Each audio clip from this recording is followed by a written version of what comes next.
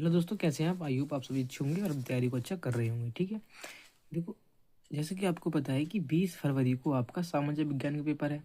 और सामाजिक विज्ञान के पेपर में यानी कि एक क्वेश्चन बहुत ही रिपीट में पूछा जाता है कि लोकतंत्र क्या है, लोकतंत्र की विशेषता क्या है। तो मैंने आज सारा उसकी पूरी में इसके बारे में पूरी डिटेल लिख दी है, तो समझो ध्यान से। हमारा क्वेश्चन कहता है कि लोकतंत्र से आप क्या समझते हैं, वह शासन की अन्य व्यवस्थाओं से बेहतर क्यों है। ठीक है, तो समझो ध्यान से क्या लिखा है मैंने। लोकतंत्र एक ऐसी व्यवस्था है जिसमें किसी देश का मुखिया किसी जनता द्वारा चुना जाता हो और देश एक नियम या कानून से चलता हो। किसी भी देश को चलाने के लिए निम्न व्यवस्थाएं होती हैं। मतलब अब देश यानी कि चलता है तो निम्न व्यवस्था से चल सकता है। ठीक है, अब नंबर 1 व्यवस्था क्या है हमारी। देखो, नंबर 1 व्यवस्था है हमारी राजतंत्र, नंबर 2 व्यवस्था हमारी लोकतंत्र, नंबर 3 व्यवस्था है तानाशाही और नंबर 4 है सैन्य शासन। ठीक है, आप समझते हैं पहली व्यवस्था क्या है। पहली व्यवस्था है लोकतंत्र। ठीक है, और इसी के बारे में पढ़ रहे हैं। तो लोकतंत्र क्या होता है वो समझ लेते हैं। शासन की एक ऐसी व्यवस्था जिसमें सभी नागरिकों को मौलिक अधिकार प्राप्त हो। मतलब व्यक्ति अपनी मर्जी से कुछ भी कर सकते, मतलब अपना मौलिक अधिकार उसे प्राप्त हो। जैसे कि राइट टू स्लीप है, राइट टू गो है, राइट टू लीव है, कहीं भी जाने का अधिकार, कहीं भी बस जाने का अधिकार, कहीं भी धार्मिक स्थल पर जाने का अधिकार। इस तरीके से कुछ मौलिक अधिकार उस व्यक्ति को मिले हुए हों। और वोट देने का अधिकार जनता के पास हो, यानी कि जो मुखिया चुना जाता है, यानी कि ग्राम का हमारा प्रधान हो, चाहे हमारा सीएम हो, चाहे हमारा पीएम हो। ठीक है, उनको चुनने का अधिकार जनता के पास हो। ठीक है, और देश एक संविधान के अनुसार चलता हो। देश एक संविधान के अनुसार चलता हो, मतलब देश को चलाने के लिए एक ऐसी कानून की किताब हो जो सभी लोगों पर समान रूप से लागू की जाए। उस देश में हमारा क्या होगा, लोकतंत्र होगा। ठीक है, और यह व्यवस्था सबसे अच्छी मानी जाती है। किसी भी देश को चलाने के लिए सबसे अच्छी व्यवस्था क्या होती है, तो लोकतंत्र होती है। लोकतंत्र होता क्या है वो मैंने आपको पूरा समझा दिया ऊपर इसके बारे में। यानी कि लोकतांत्रिक व्यवस्था है तो ये व्यवस्था काम कैसे करती है वो मैंने समझा दिया। ठीक है, अगली व्यवस्था क्या है, अगली व्यवस्था है हमारी राजतंत्र। ठीक है, अगली व्यवस्था क्या है, राजतंत्र। देखो, राजतंत्र लोकतंत्र से पूरी भिन्न होती है। बिल्कुल राजतंत्र जो होता है लोकतंत्र से बिल्कुल भिन्न भिन्न होता है, बिल्कुल अलग होता है। सही है, क्यों होता है अलग। राजतंत्र में राजा वंशानुगत बनता है। ठीक है, राजा का बेटा ही राजा बनेगा। राजा का मतलब इनका पद कैसा होता है, वंशानुगत। ठीक है, इनका राजतंत्र में जो पीढ़ी राजा जो बनता है वो पीढ़ी दर पीढ़ी बनता है। जैसे अकबर का बेटा राजा बना था। ठीक है, वैसे ही आगे चलते चलते इनका मतलब राजा का बेटा राजा बनना शुरू हो जाता है।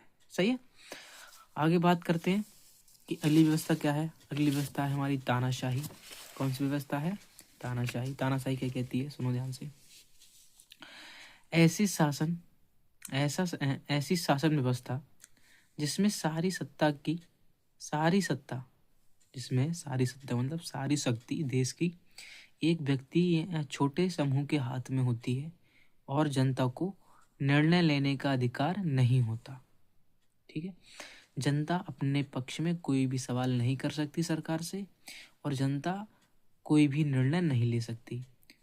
ठीक है, ऐसी स्थिति में पूरी सत्ता की यानी कि पूरे देश की जो शक्ति होगी वो किसी एक व्यक्ति या समुदाय के पास होगी या समूह के पास होगी। तो उस व्यवस्था को क्या बोलेंगे हम, तानाशाही। जैसे कि जर्मनी में हिटलर ने किया था। राजतंत्र की बात करें तो सऊदी अरब में फ्रांसिस करते हैं। ठीक है, ये सब कहाँ पर है, देखो इस राजतंत्र का एक उदाहरण माने तो सऊदी अरब है। तानाशाही का उदाहरण माने तो जर्मनी था सेकंड वर्ल्ड वॉर के समय। ठीक है, अगला है हमारा सैन्य शासन। सैन्य शासन क्या होता है वो भी समझ ले। ऐसी शासन व्यवस्था जिसमें देश की सत्ता सेना या सैनिक अधिकारियों के हाथ में हो उसे हम बोलेंगे सैन्य शासन। ठीक है, जैसे कि 2025 में अ, बेगम शेख हसीना जो बांग्लादेश की प्रधानमंत्री थी भारत में आ जाती है किसी कारणवश और इनके देश में सैन्य शासन लागू हो जाता है। जैसे कि परवेज मुशर्रफ पाकिस्तान के प्रधानमंत्री थे, इनके दौर में यहाँ पर सैन्य शासन लगा था।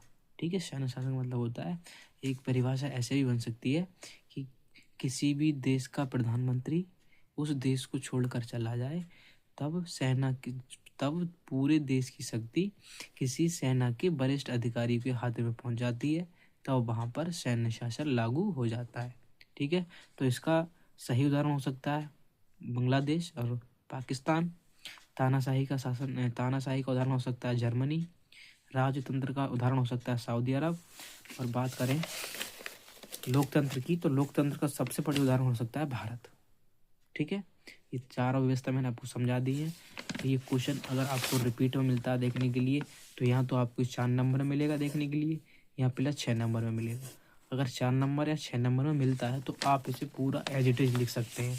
ठीक है, पूरा छाप सकते हैं, पूरा क्वेश्चन ये आप लिख सकते हैं और आपके 6 नंबर या 5 जो भी 4 नंबर में आएगा सवाल, इस 4 नंबर पक्के हो जाएंगे। ठीक है, आई होप आपको ये क्वेश्चन अच्छा लगा होगा। अगर क्वेश्चन अच्छा लगा है तो इस क्वेश्चन को पूरा रट लेना, क्योंकि आपके पास समय नहीं है और लोकतंत्र एक ऐसा टॉपिक है जिससे क्वेश्चन बनना ही है। आपका मल्टीपल चॉइस में भी क्वेश्चन देखने को मिलेगा आपको 1 या 2, प्लस आपको जो लॉन्ग आंसर फर्स्ट होते हैं, प्रथम वर्णात्मक प्रश्न यानी कि सेक्शन बी होता है, उसमें भी देखने को मिलेगा।